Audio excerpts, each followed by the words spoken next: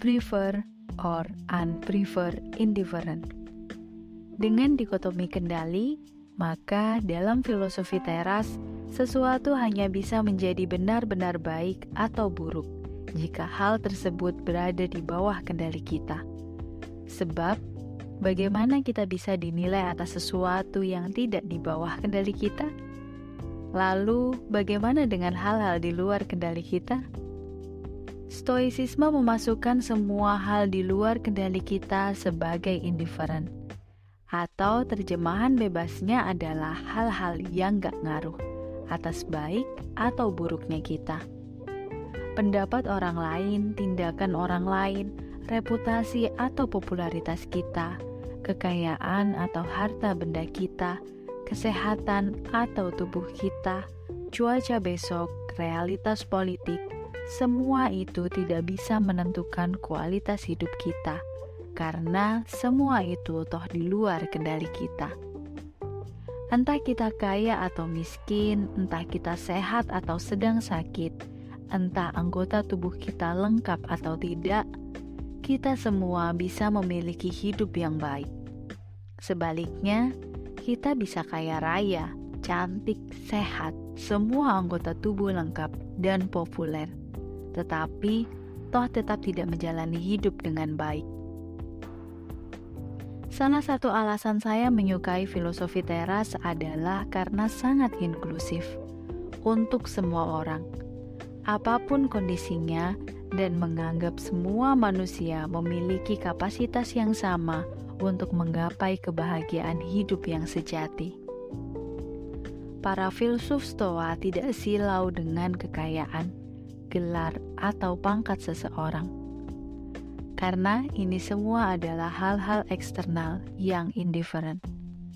Sebaliknya, seseorang yang terkesan jauh dari kekayaan dan ketenaran, tetapi hidup dengan keutamaan atau virtu dan bebas dari emosi negatif, maka hidupnya dianggap jauh lebih baik.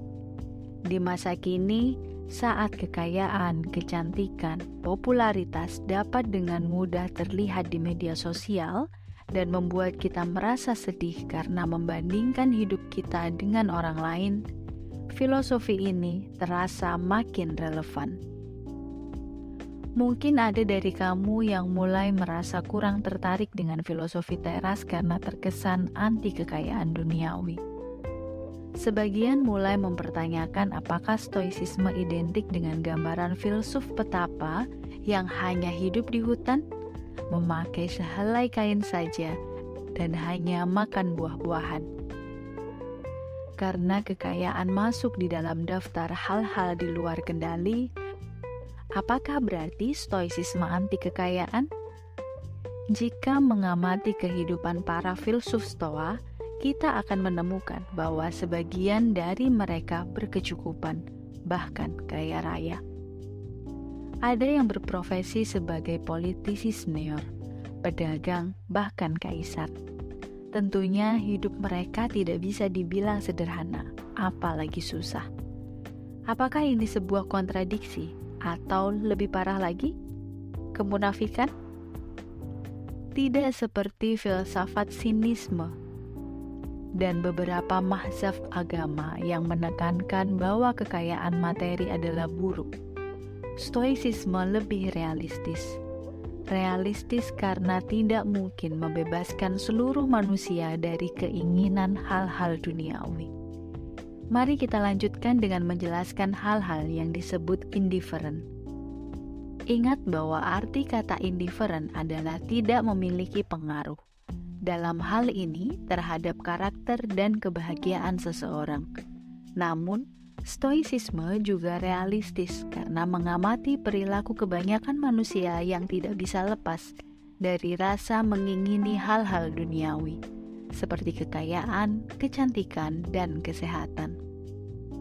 Ilmu psikologi sudah menyadari bahwa hasrat terhadap hal-hal ini sudah terprogram di benak kita selama ribuan tahun, dan susah untuk mematikan begitu saja. Sebaliknya, tidak ada juga manusia yang waras yang menyukai kemiskinan, kelaparan, dan sakit, karena penyakit. Karenanya, filosofi teras membagi hal-hal indifferent menjadi dua kategori. Prefer indifferent, hal-hal yang gak ngaruh, tetapi kalau ada ya bagus. Harta benda, kesehatan, kecantikan, popularitas yang positif masuk dalam kategori ini. Mereka tidak berdampak pada kebahagiaan atau karakter, tetapi jika ada tentunya lebih baik. Selain itu, kekayaan, kesehatan, dan popularitas juga membantu kita dalam mempraktikkan keutamaan atau virtu. Misalnya uang digunakan untuk membantu mereka yang kesusahan. Kesehatan menunjang kegiatan amal kita. Popularitas digunakan untuk mengajak orang-orang berbuat baik, dan lain-lain. Unprefer indifferent, hal-hal yang gak ngaruh, tetapi kalau tidak ada, ya lebih baik. Contohnya adalah sakit karena penyakit, kemiskinan, dan reputasi buruk. Stoicisme adalah filosofi yang realistis dan tidak memaksa kita melakukan hal yang terlalu ekstrim. Di saat yang sama, Stoicisme tetap konsisten dengan ajarannya.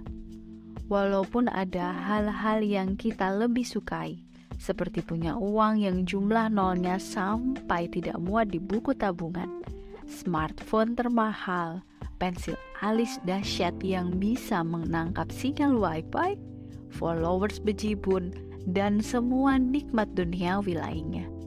Jangan pernah lupakan bahwa itu semua ada di luar kendali kita, bisa lenyap kapanpun, tidak berpengaruh pada kebahagiaan dan kualitas karakter kita, bahkan bisa mengganggu. Dan karenanya kita tidak boleh terlalu melekat pada hal-hal tersebut. Seberapapun menyenangkannya hal-hal tersebut, semua itu tetaplah indifferent, gak ngaruh, gak ada nilainya. Sebaliknya, filosofi teras juga memberikan penghiburan saat kita dalam kesusahan. Saat kita bangkrut, uang kiriman orang tua seret, saat kita harus menderita sakit, saat reputasi kita jatuh, entah karena salah kita sendiri atau fitnah. Hal-hal ini diakui memang tidak diinginkan. Namun, di saat yang sama, kita dihibur bahwa semua hal tidak enak itu tidak bisa menghambat kita mencapai karakter yang baik. Karena dalam keadaan sulit pun, kita masih memiliki hal-hal di dalam kendali kita. Pikiran kita, persepsi kita, pertimbangan kita. Memperlakukan harta benda seperti main bola. Epictetus dalam Diskurs memberikan analogi menarik mengenai cara menyikapi harta benda. Dia menganalogikan itu semua bagaikan bola dalam permainan bola kehidupan. Bola penting di dalam permainan bola, tetapi para pemain bola lebih mementingkan cara menghandle bola tersebut dan bukan bola itu sendiri. Saat pertandingan di Piala Dunia berakhir misalnya, kita tidak melihat para pemain kedua kesebelasan baku hantam untuk bisa memiliki bola yang baru dimainkan. Kamu akan menemukan bahwa para pemain bola andal melakukan hal yang mirip dengan seseorang menangani kekayaan. Bukan bolanya yang dianggap berharga oleh mereka, tetapi seberapa mahir mereka melemparkan dan menangkap bola itu. Itulah yang penting, ujar Epictetus. Begitu juga dengan sikap kita akan kekayaan. Hal-hal ini dianggap sebagai bola yang harus dimainkan dengan baik, tetapi bukan untuk direbut dan dipeluk terus-menerus. Permainan bola, cara kita bermain jauh lebih penting daripada si bola itu sendiri. Mengingat sifat sebenarnya dari benda-benda. Satu teknik lain agar kita tidak dikendalikan oleh harta kekayaan adalah terus mengingatkan diri akan nature dari benda-benda tersebut. Mengenai benda atau apapun yang membuat kamu senang karena memang berguna atau kamu sangat sayangi, ingatkanlah selalu dirimu tentang sifat sebenarnya barang-barang itu. Dimulai dari yang paling tidak penting. Contohnya, kalau kamu sayang banget pada sebuah mangkuk keramik, ingatkanlah dirimu bahwa yang kamu sukai ya hanya sebuah mangkuk keramik. Jadi, kalau pecah, kamu tidak akan terlalu bete. Saat kamu mencium anakmu atau istrimu, katakanlah pada dirimu sendiri bahwa kamu hanya mencium manusia yang fana, sehingga kamu tidak terganggu saat mereka meninggal dunia. Epictetus. Jadi, kita bisa kok enjoy hal-hal duniawi. Silakan menikmati rezeki yang kita dapatkan, tetapi selalu ingatkan diri sendiri untuk tidak bergantung atau melekat kepadanya dengan cara melihat hal-hal tersebut secara apa adanya. Kamu senang punya pekerjaan bagus, kamu senang punya smartphone mahal, kamu senang terlahir cantik cetar dengan alis paripurna, bisnis kamu sukses, pacar kamu gantengnya ngalahin Zayn Malik di kawin silang Ryan Gosling. Syukurlah ada itu semua. Tetapi selalu ingatkan diri bahwa sesungguhnya itu semua hanyalah sebuah pekerjaan, hanya sebuah smartphone, hanya keberuntungan fisik, hanya seorang cowok ganteng, dan bahwa itu semua bisa hilang sewaktu-waktu karena tidak di bawah kendalimu, dan bahwa kamu mampu merasa bahagia tanpa itu semua. Disinilah biasanya kita semua mengalami kesulitan, karena segala hal yang nyaman, canggih, bagus, enak, cantik, elok, pastilah bersifat nagih. Inilah mengapa stoicisme menekankan nalar atau rasio, karena nalar atau rasio kita bisa melawan efek nagih segala kenikmatan dunia dengan cara melihat benda, objek, dan kenikmatan apa adanya.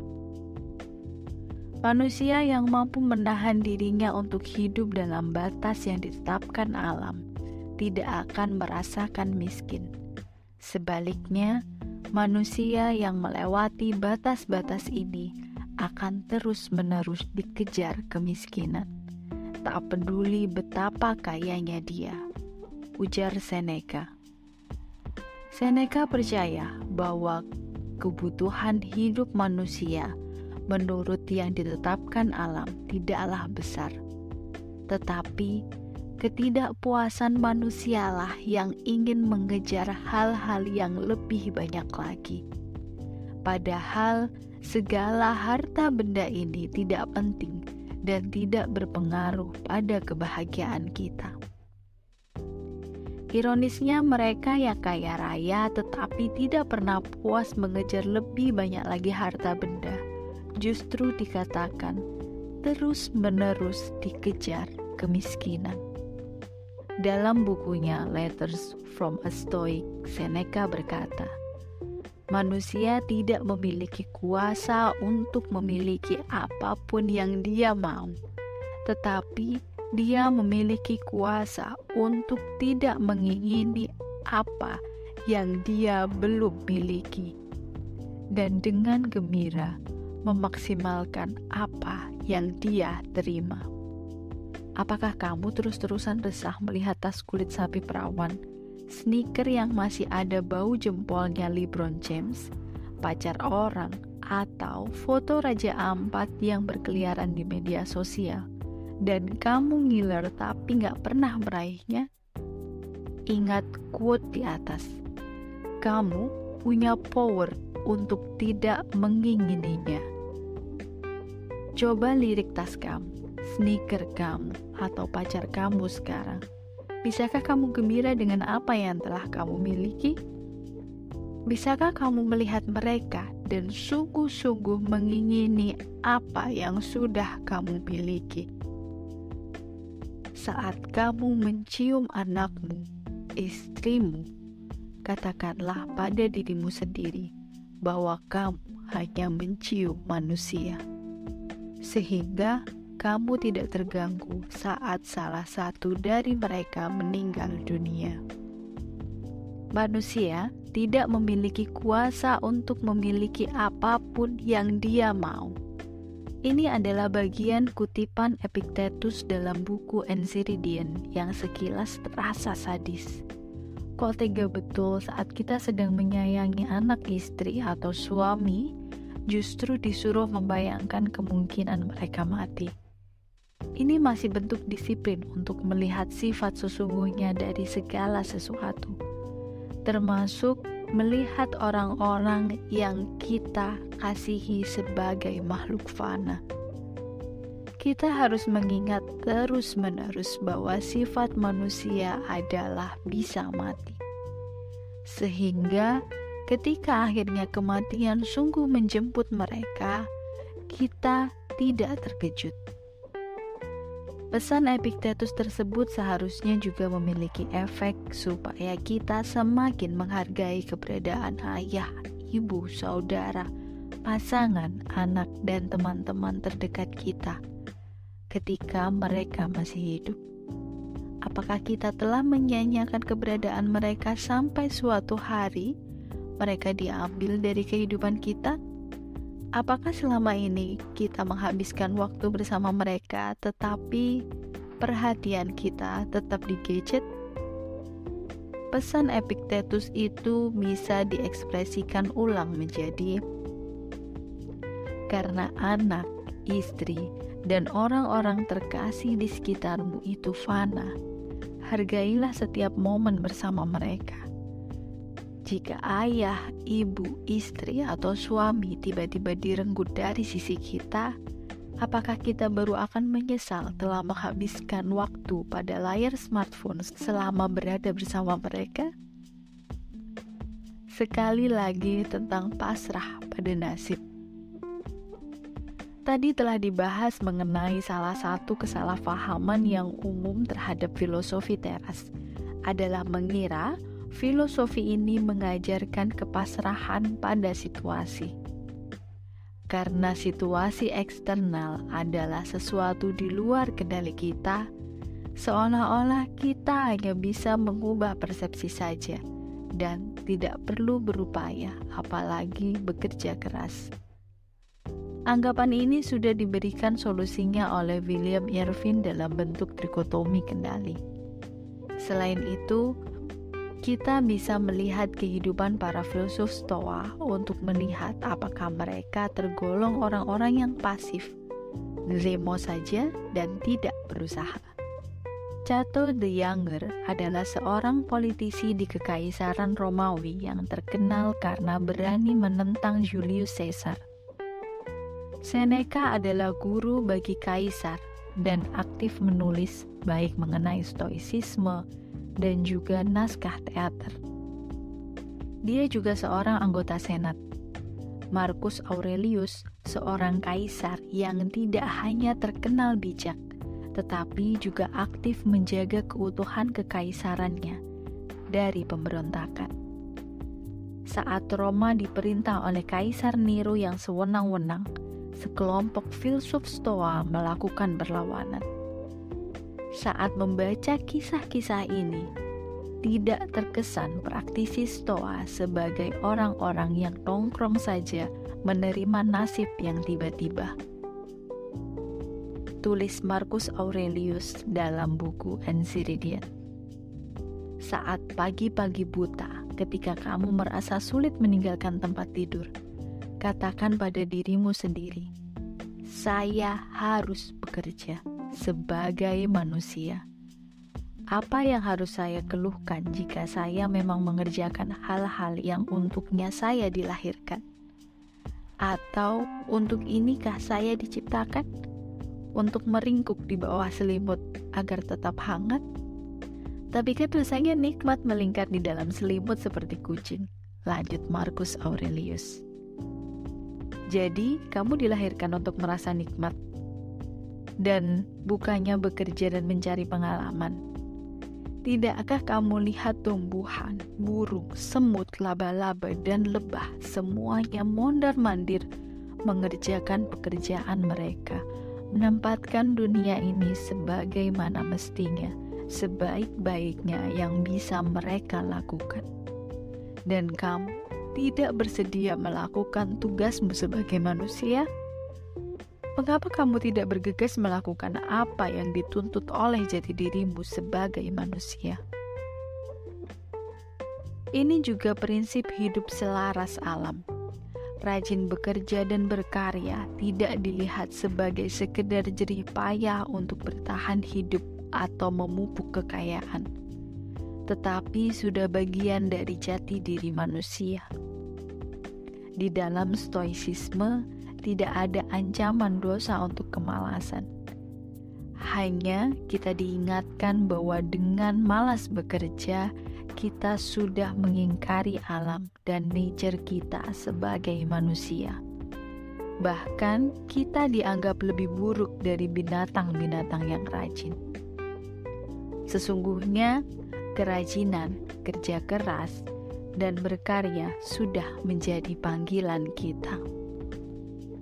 Menyikapi kekayaan orang lain. Sejak 2000 tahun silam, yang namanya iri pada pencapaian, apalagi kekayaan orang lain, ternyata sudah umum. Padahal, zaman dulu belum ada media sosial yang sangat memudahkan kita untuk pamer kekayaan. Saya terbayang zaman dulu ketika belum ada televisi. Kita hanya bisa membandingkan diri kita dengan para tetangga. Untuk membandingkan diri, kita harus melongokkan kepala dari pagar untuk melihat tetangga mana yang punya kendi baru sampai suami baru. Ketika ada televisi, kita mulai bisa membandingkan diri dengan kekayaan para selebriti dan tokoh terkenal yang muncul di layar kaca. Kemudian, kehadiran media sosial membuat kita bisa membandingkan diri dengan siapa saja. Mulai dari teman yang dikenal, orang yang tak dikenal, sampai berbagai macam selebriti selama 24 jam, 7 hari seminggu. Sebegitu besarnya tekanan untuk memamerkan kekayaan. Bahkan sampai ada akun-akun media sosial yang niat memalsukan gaya hidup mereka agar terlihat hidup dalam kemewahan. Apa yang ditawarkan stoicisme untuk melawan kebiasaan membandingkan dan merasa iri?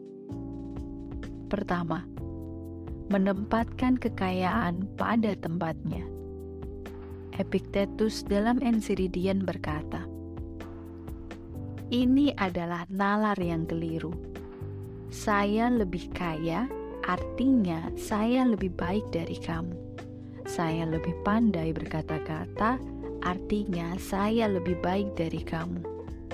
Yang benar seharusnya adalah saya lebih kaya, artinya saya memiliki lebih banyak aset dari kamu. Dan saya lebih pandai berkata-kata, artinya saya memiliki gaya bahasa yang lebih baik dari kamu." Kekayaan hanyalah ukuran kuantitas aset, tidak lebih dari itu. Masalahnya adalah ada orang yang tidak bisa memisahkan kekayaan seseorang dari kualitas pribadinya.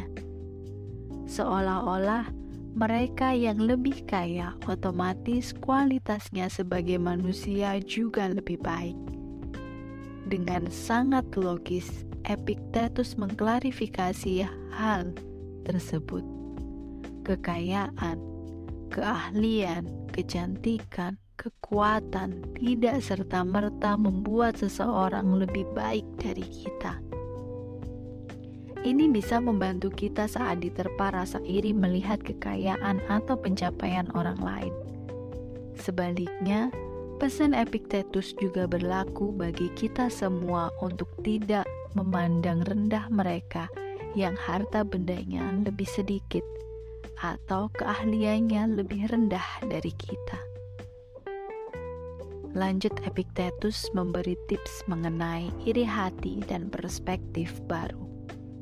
Setiap kali kamu melihat orang kaya, lebih baik cermati apa yang telah kamu miliki. Seandainya kamu tidak bisa melihat apapun, kamu berada di situasi yang menyedihkan. Namun, jika kamu tidak memiliki keinginan akan harta benda, sadarilah bahwa kamu memiliki sesuatu yang lebih besar dan berharga. Ada seseorang yang istrinya cantik dan kamu tidak memiliki keinginan akan istri cantik. Apakah menurut kamu ini adalah hal sepele? Beberapa banyak dari mereka orang-orang kaya, berkuasa, atau hidup dengan perempuan cantik yang bersedia membayar untuk terbebas dari nafsu kekayaan, kekuasaan, dan semua perempuan yang mereka puja dan dapatkan.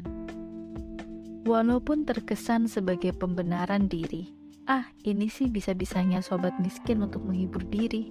Tetapi coba kita renungkan secara lebih mendalam perkataan Epiktetus ini. Kita semua yang setiap hari dikejar keinginan-keinginan, ingin lebih banyak uang lagi, ingin punya motor, yang sudah punya motor ingin skuter yang mahal atau punya mobil, yang sudah punya mobil ingin ganti mobil lebih mewah, yang punya tas ingin lebih mahal lagi, yang sudah punya smartphone ingin yang lebih canggih lagi, yang sudah punya istri ingin istri lebih cantik, dan seterusnya.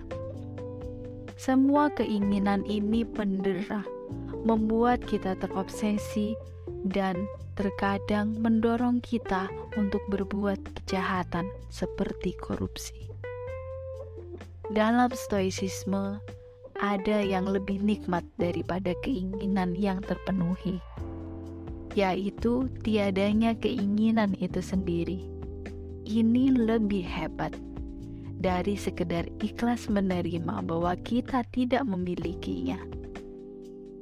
Kata Epiktetus, orang-orang kaya dan berkuasa harusnya bahkan bersedia membayar untuk bisa terbebas dari keinginan-keinginan. Filosofi teras mengajarkan kita bahwa langkah awal untuk mengendalikan keinginan adalah dengan mengenali apakah kita mengingini hal-hal di luar kendali kita. If you live according to what others think, you will never be rich. Seneca. Senada dengan Epiktetus, Seneca berkata bahwa kita yang hidup terus-menerus mengikuti pendapat atau opini orang lain tidak akan pernah menjadi kaya. Kita bisa mengartikan quote ini dalam dua cara. Pertama, hidup terus mengikuti opini orang lain, artinya kita tidak habis-habisnya mengikuti tren. Tren sendiri artinya sesuatu yang sedang populer di antara banyak orang di satu periode. Mengikuti tren artinya mengikuti opini orang banyak. Kalau kita terus-menerus harus mengikuti tren yang ada dengan membeli barang-barang dan makanan yang sedang populer, kapan kita menabung, berinvestasi, dan menjadi kaya? Sayangnya, pola hidup besar pasak daripada tiang ini rasanya selalu populer, apalagi di kota-kota besar. Kedua, makna pernyataan Seneca adalah jika terus-menerus membandingkan diri dengan pendapat orang, kita tidak akan pernah benar-benar merasa kaya. Seberapa banyak pun harta yang sudah kita kumpulkan, berapapun uang dan harta benda yang kita miliki, akan selalu ada orang lain yang lebih dari kita. Dan akhirnya, kita tidak pernah bisa merasa sudah kaya. bagaikan hamster yang berlari di roda mainan tak berujung. Pengejaran materi ini tidak akan pernah usai. Makna kedua ini sesuai dengan kalimat Seneca lainnya. Jika kamu hidup selaras dengan alam, kamu tidak akan pernah menjadi miskin. Mereka yang hidup dengan nalarnya tidak akan pernah merasa miskin dan bisa mengenal kata cukup. Mungkin ada dari kamu yang saat ini berpikir, filsafat ini terlalu meremehkan kemiskinan. Miskin kan gak enak. Yang benar aja. Ujar Epictetus menanggapi ini adalah dalam Enchiridion. Ingatlah bahwa ada jauh lebih banyak orang miskin daripada orang kaya. Tetapi kamu tidak menyaksikan mereka semua terlihat lebih murung dan lebih khawatir daripada orang kaya. Bahkan saya curiga mereka justru lebih bahagia karena lebih sedikit hal-hal yang bisa mengganggu pikiran mereka. Coba kita amati orang-orang kaya. Tidakkah mereka seringkali terlihat sama saja dengan orang yang miskin? Pengamatan dan konklusi itu masuk akal dan bisa diterapkan di negeri kita. Secara statistik, jumlah orang miskin pasti jauh lebih banyak daripada orang kaya. Namun, cobalah kita melihat di sekeliling kita. Apakah kita dikelilingi orang-orang yang terus-menerus terlihat muram, depresi, dan bersedih hati? Tidakkah kita masih melihat tawa ceria, sukacita, keramahan di antara begitu banyak orang yang tidak memiliki materi berlimpah? Di bab ini kita sudah berkenalan dengan prinsip dikotomi kendali.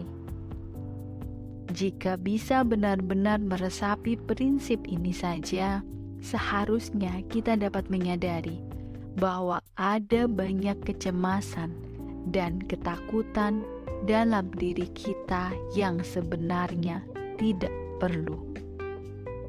Stoicisme masih mempunyai beberapa perangkat lain untuk membuat kita lebih sanggup mengelola emosi negatif kita di bab-bab selanjutnya.